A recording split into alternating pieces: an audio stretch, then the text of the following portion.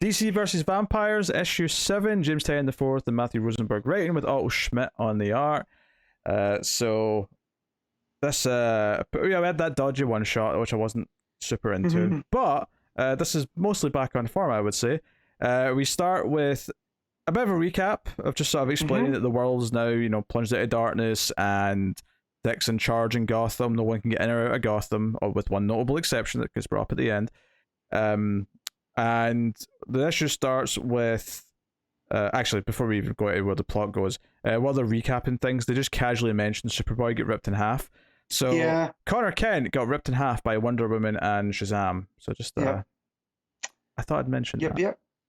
Yeah, no, it's sad. And Superman's been turned, and I don't like that at all. Of course you don't. Why would you like that? No. So basically, the big stars, Director Bones is with a bunch of C-listers who are transporting someone important in a car. Adam Strange is not a C-lister. How dare you? Okay, B and C-listers. Okay, there you go. That's better. I'm not putting Wild Dog in B-list territory though. No. All right, just make that clear. Shouldn't. Well, let's be real. These guys are red shirts.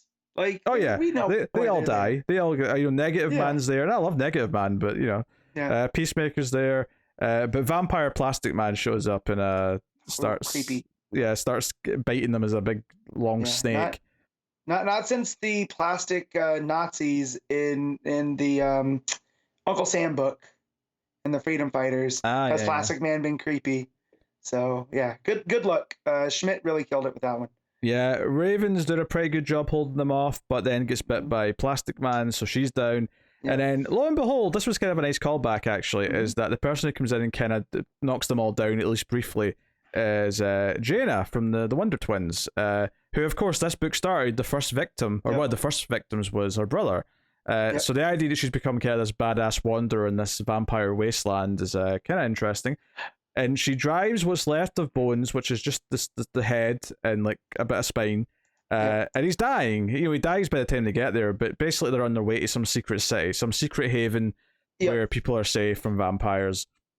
Calling it Nightlight, which I really like. Yeah, it's the hope in the darkness. Yeah, she doesn't believe it really exists, but she gets there and it's just this filthy swamp full of trash, and Killer Croc comes out and is like, "What's the password?" And she's like, "Password? I don't know a password. Bones just died in this seat." But then the Atom comes out, Ryan Choi, and he's like, "Jaina, oh yeah, like, is she there? Is she safe?" And she's like, "What?"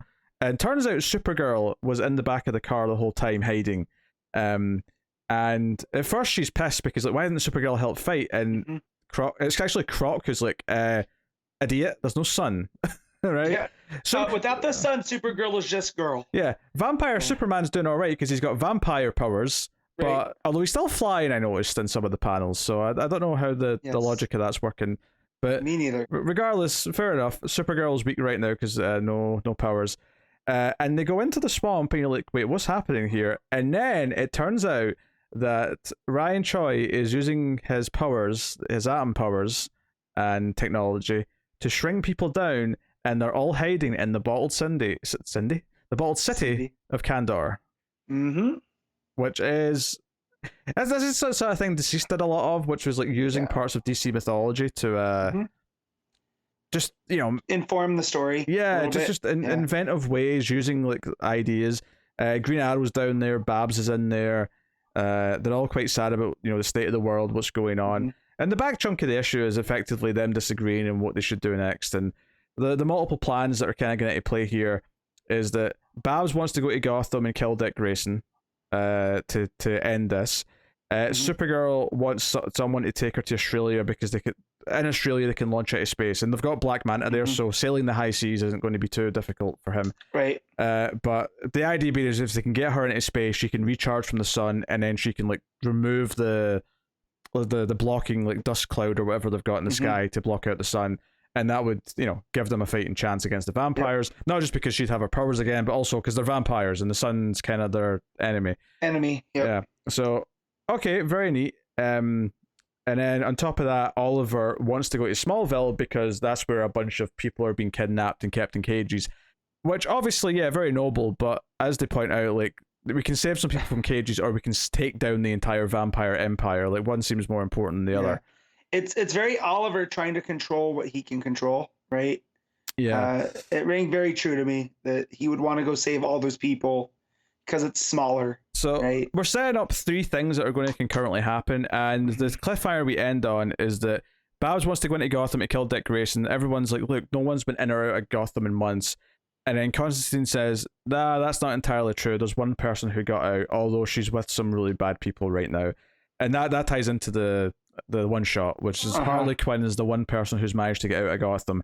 But right now, there's a team of villains, including Professor Pig, the Thinker, and Hugo Strange, who have got her like tied up, and like they've got like tubes of different chemicals getting into her, and she's got like a mouth gape thing on, like, and she's like threatening to kill them all because they're, well, it's not very pleasant naturally. No. So presumably they're going to come and try to get Harley to find out how she snuck out of the city so they can sneak in. Yeah. Two things I like too. Babs saying that they have to kill Dick. I did like that. Like it's got weight behind it. Yeah, she's the one that wants to do it too. So, Jaina, it looked like she took the form of water, right? That's her brother's thing. So when she appears, it's almost like as an ice form or a water form, which I thought was interesting. Because I had to double check that, Zan took the form of water and she took the form of animals. So I did the power of the Wonder Twin just jump to her when he died or what? I don't know. That's possible. Where is this when she was water? In the when she shows up right behind I think Firestorm. Yeah, when she first shows up, it's like she materializes. I'm on that page. I'm not seeing what you're talking about. Yeah, I don't have it in front of me. She's just standing behind him holding a sword. Is that what it is? I could have sworn. Maybe it's when he explodes? Oh, no, you're right. Yeah, it's after he explodes. That's how she survives the explosion. Because she turns into, just some water and then reforms. You're right, yeah.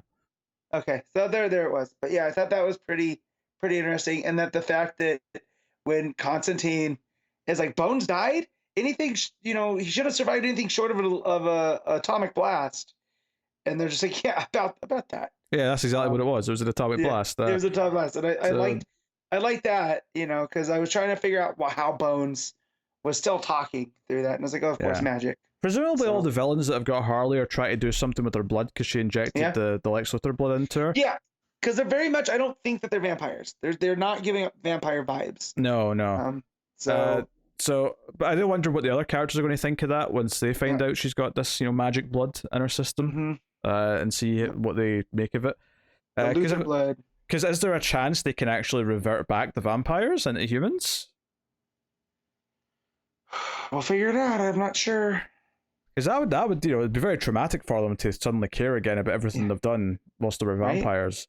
Right. It'd be a very dark ending if they went that route. It's a very Angelus thing, right? Yeah, it does feel like they set up like three big plots here that we're probably going to be doing for the next few issues. So it's got a direction, which is quite nice. Well, plus that mini series that we're getting. Yeah. It's coming. So. Yeah. Unless one of these plots is that miniseries. I don't remember the description of that, but I don't either. It could be. Yeah. That could be the one. That's why the Harley story was. Although setting that up here would be a little bit weird. I'm not sure. Yeah. I feel like after Dick will be in the main book because he's the main vampire. I feel like that's definitely the case. But and Oliver's been a main character in the book, so it feels weird to separate his story off into a mini. I don't know. I honestly, the more I think about it, the more I think all three of these stories will be in the main book, and then the mini will be something else. But mini could just be anthology style, where we're just getting different stories of different characters. So. Yeah, obviously, Ultra Smash art's very good. The fight with all the C and B lists at the start, ending with the firestorm explosion, is really good stuff. I obviously enjoyed the Kandor reveal, and I think this was an inventive way to keep it going. It's kind of a reset for the book because obviously issue 6 was this big climax that revealed who the villain was and set up kind of where it's going to be going from here. This was very much, okay, this is the start of Act 2, if you want to call it that, which, the second half. So, I thought they did a good job of establishing all that stuff. And kind of like, okay, here's the characters that we've still got on the good guys' side and what they're trying to do. I think Babs is going to die, but take out Dick with her. Yeah. That I feel like there's going to be a tragic double death there, which is the ultimate sacrifice. Or she gets bit and does the "you have to kill me" type thing before I turn. You know.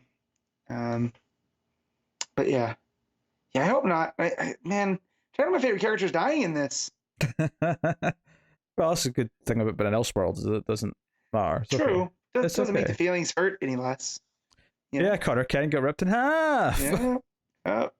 Spine dangling out and innards all just dripping onto the floor.